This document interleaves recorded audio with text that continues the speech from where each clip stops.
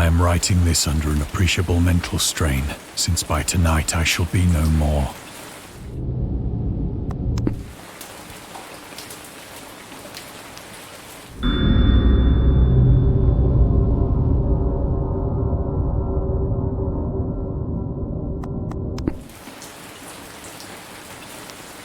Penniless, and at the end of my supply of the drug which alone makes life endurable, I can bear the torture no longer, and shall cast myself from this garret window into the squalid street below.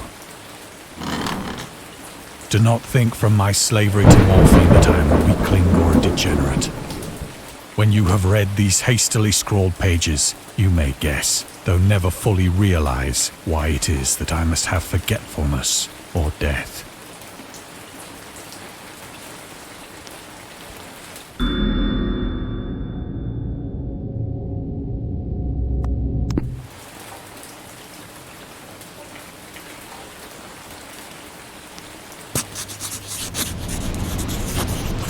It was in one of the most open and least frequented parts of the broad Pacific that the packet of which I was supercargo fell a victim to the German sea raider.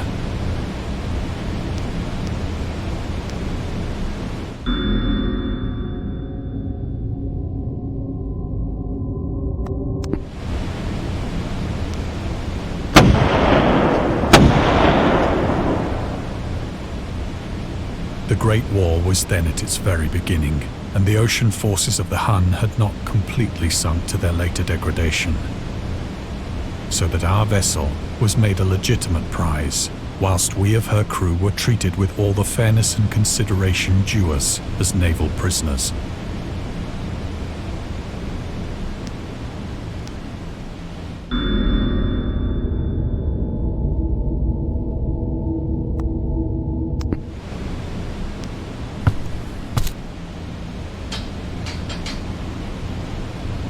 So liberal, indeed, was the discipline of our captors, that 5 days after we were taken, I managed to escape alone in a small boat with water and provisions for a good length of time.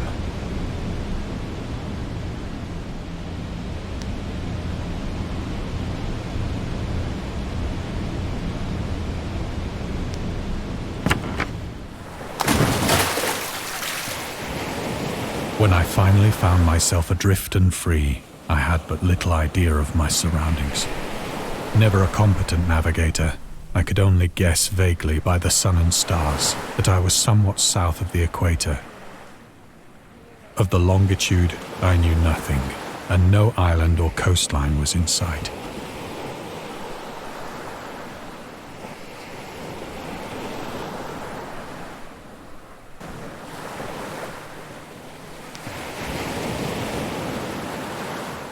The weather kept fair, and for uncounted days I drifted aimlessly beneath the scorching sun, waiting either for some passing ship or to be cast on the shores of some habitable land.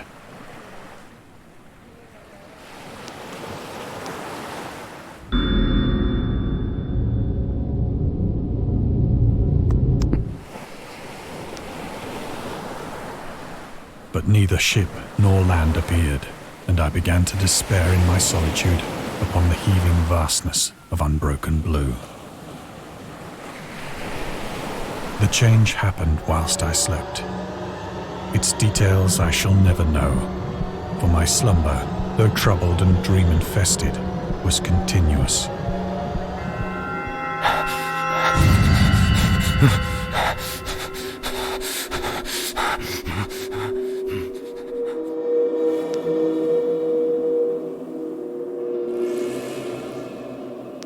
When at last I awoke, it was to discover myself half sucked into a slimy expanse of hellish black mire, which extended about me in monotonous undulations as far as I could see, and in which my boat lay grounded some distance away.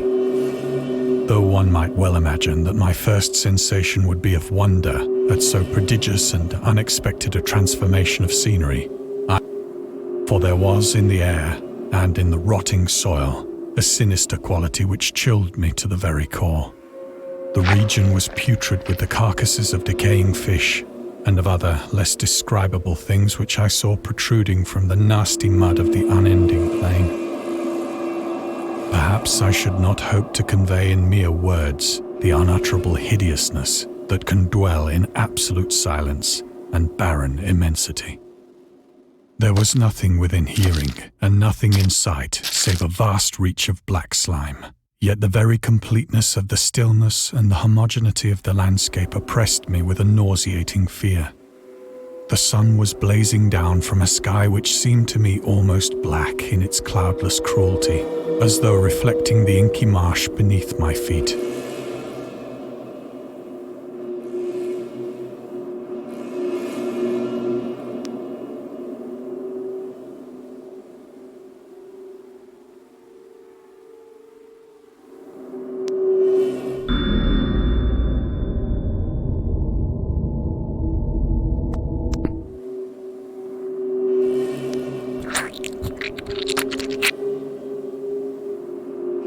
As I crawled into the stranded boat, I realized that only one theory could explain my position. Through some unprecedented volcanic upheaval, a portion of the ocean floor must have been thrown to the surface, exposing regions for which innumerable millions of years had lain hidden under unfathomable watery depths. So great was the extent of the new land which had risen beneath me that I could not detect the faintest noise of the surging ocean, straining my ears as I might. Nor were there any seafowl to prey upon the dead things.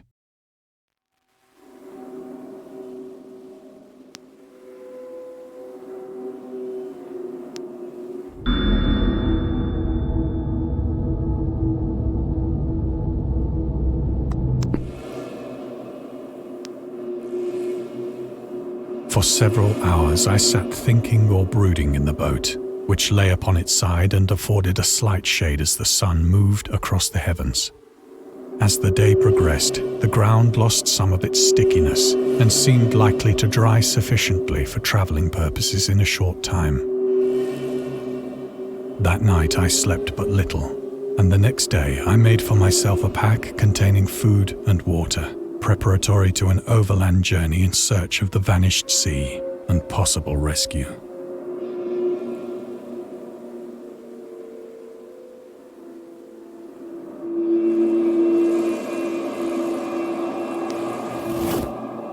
On the third morning, I found the soil dry enough to walk upon with ease.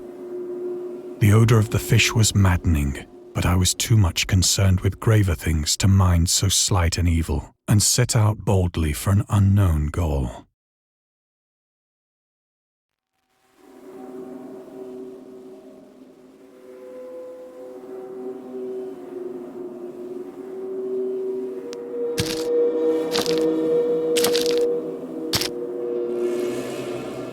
All day I forged steadily westward, guided by a faraway hummock which rose higher than any other elevation on the rolling desert.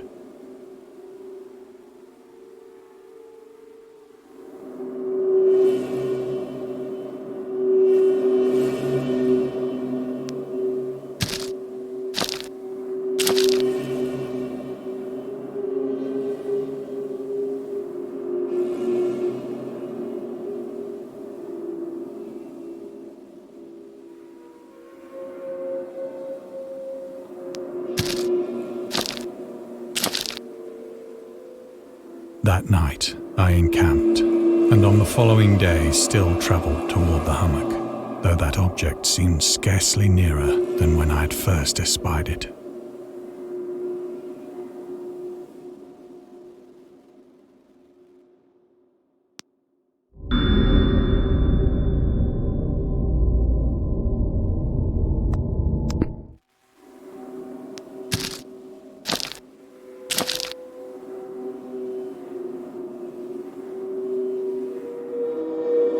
By the fourth evening, I attained the base of the mound, which turned out to be much higher than it had appeared from a distance. An intervening valley setting it out in sharper relief from the general surface.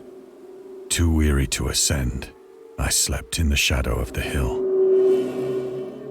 I know not why my dreams were so wild that night, but ere the waning and fantastically gibbous moon had risen far above the eastern plain, I was awake in a cold perspiration, determined to sleep no more. Such visions as I had experienced were too much for me to endure again, and in the glow of the moon I saw how unwise I had been to travel by day. Without the glare of the parching sun, my journey would have cost me less energy. Indeed, I now felt quite able to perform the ascent which had deterred me at sunset. Picking up my pack, I started for the crest of the eminence.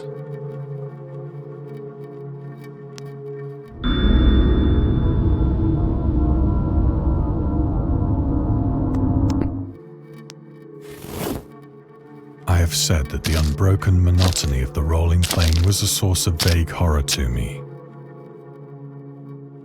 But I think my horror was greater when I gained the summit of the mound and looked down the other side into an immeasurable pit or canyon, whose black recesses the moon had not yet soared high enough to illumine. I felt myself on the edge of the world, peering over the rim into a fathomless chaos of eternal night. Through my terror ran curious reminiscences of Paradise Lost and of Satan's hideous climb through the unfashioned realms of darkness. As the moon climbed higher in the sky, I began to see that the slopes of the valley were not quite so perpendicular as I had imagined.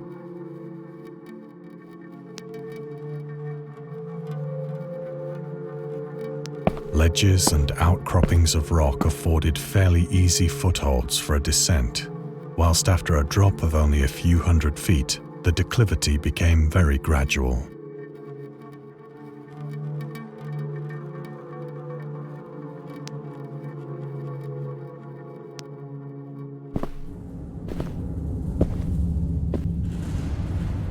Urged on by an impulse which I cannot definitely analyze, I scrambled with difficulty down the rocks and stood on the gentler slope beneath, gazing into the Stygian deeps where no light had yet penetrated. All at once, my attention was captured by a vast and singular object on the opposite slope, which rose steeply about 100 yards ahead of me. An object that gleamed whitely in the newly bestowed rays of the ascending moon.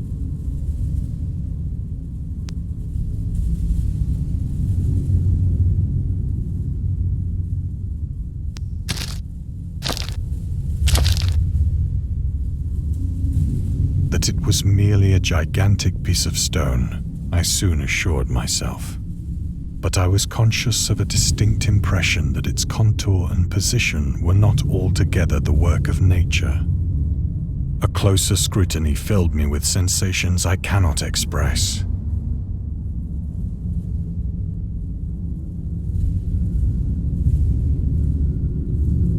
For despite its enormous magnitude, and its position in an abyss which had yawned at the bottom of the sea since the world was young, I perceived beyond a doubt that the strange object was a well-shaped monolith, whose massive bulk had known the workmanship and perhaps the worship of living and thinking creatures.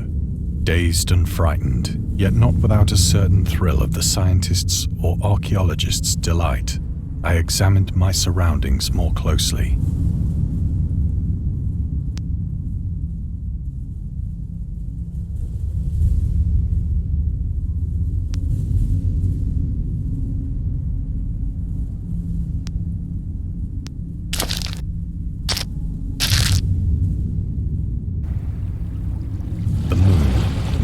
The zenith shone weirdly and vividly above the towering steeps that hemmed in the chasm, and revealed the fact that a far-flung body of water flowed at the bottom, winding out of sight in both directions and almost lapping my feet as I stood on the slope.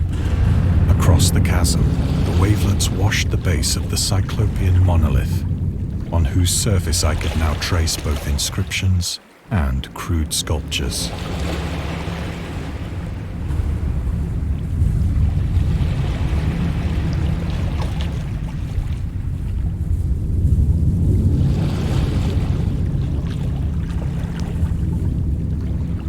The writing was in a system of hieroglyphics unknown to me and unlike anything I had ever seen in books. consisting for the most part of conventionalized aquatic symbols such as fishes, eels, octopi, crustaceans, mollusks, whales, and the like. Several characters obviously represented marine things which are unknown to the modern world, but whose decomposing forms I had observed on the ocean-risen plain. It was the pictorial carving, however, that did most to hold me spellbound.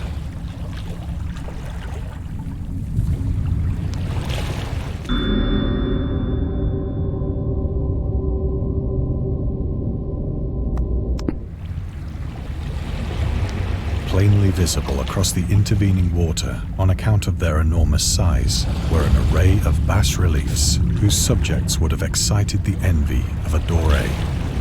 I think that these things were supposed to depict men, at least a certain sort of men, though the creatures were shown disporting like fishes in the waters of some marine grotto, or paying homage at some monolithic shrine which appeared to be under the waves as well.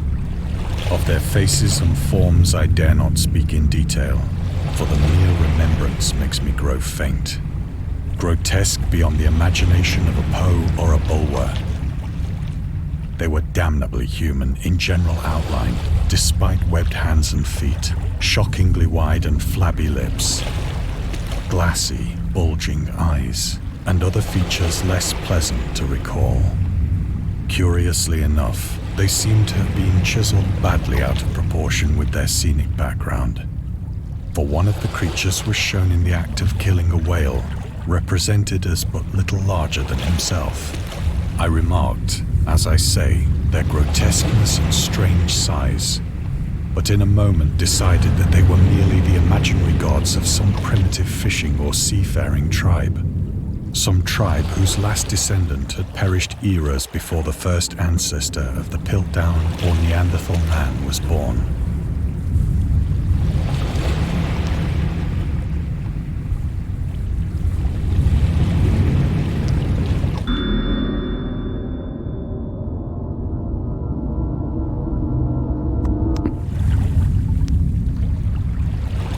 Awestruck at this unexpected glimpse into a past beyond the conception of the most daring anthropologist, I stood musing whilst the moon cast queer reflections on the silent channel before me. Then, suddenly, I saw it. With only a slight churning to mark its rise to the surface, the thing slid into view above the dark waters. Loathsome, it darted like a stupendous monster of nightmares to the monolith, about which it flung its gigantic scaly arms, while it bowed its hideous head and gave vent to certain measured sounds. I think I went mad then. Of my frantic ascent of the slope and cliff, and of my delirious journey back to the stranded boat, I remember little.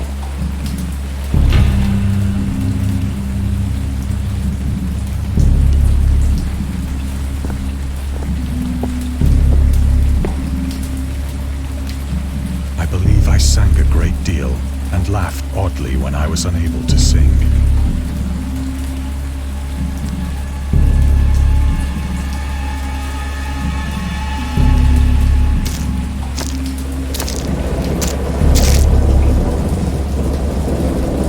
Indistinct recollections of a great storm sometime after I reached the boat. At any rate, I know that I heard pearls of thunder and other tones which nature utters only in her wildest moods.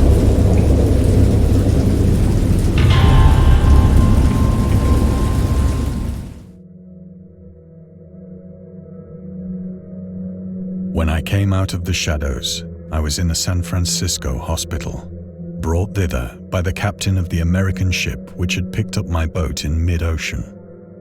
In my delirium, I had said much, but found that my words had been given scant attention. Of any land upheaval in the Pacific, my rescuers knew nothing, nor did I deem it necessary to insist upon a thing which I knew they could not believe.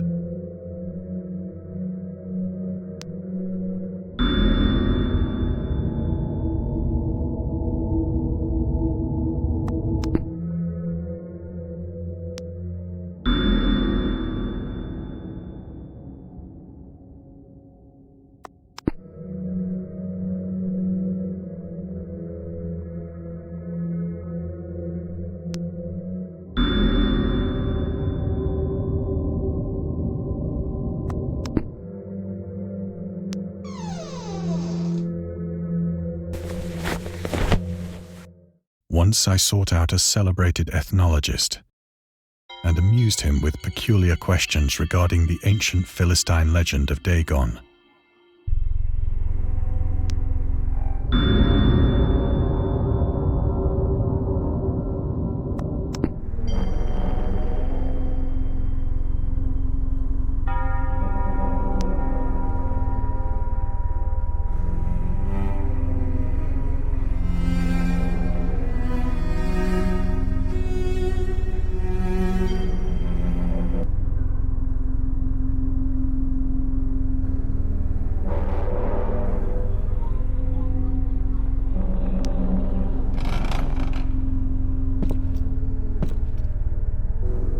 But soon perceiving that he was hopelessly conventional, I did not press my inquiries.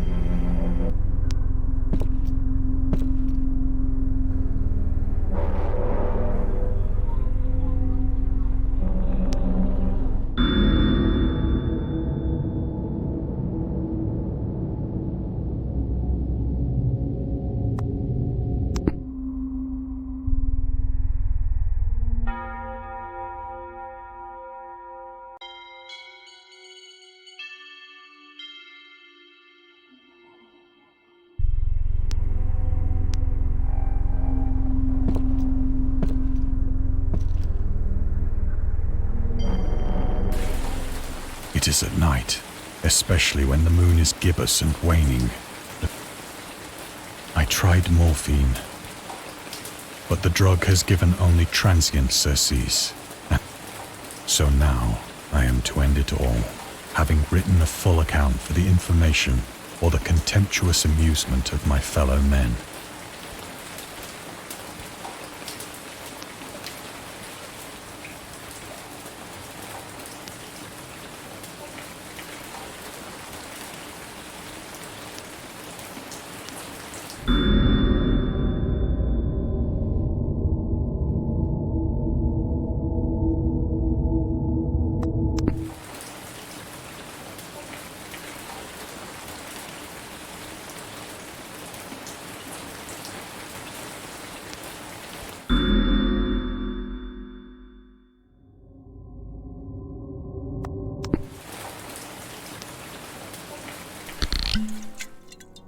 Often, I ask myself if it could not all have been a pure phantasm.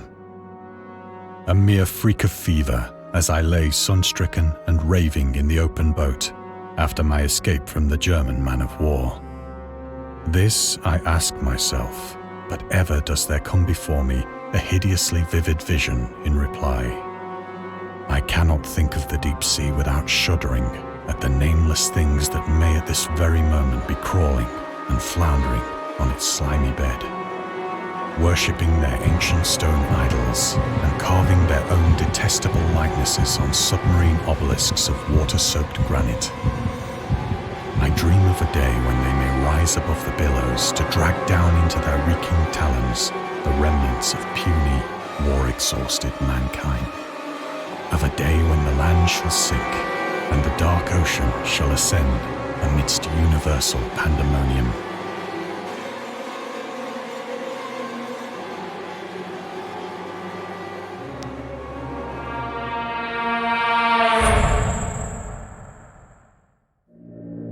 The end is near. I hear a noise at the door, as of some immense slippery body lumbering against it. It shall not find me.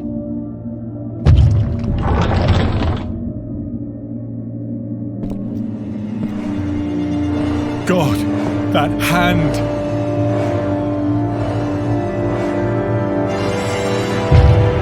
The window! The window!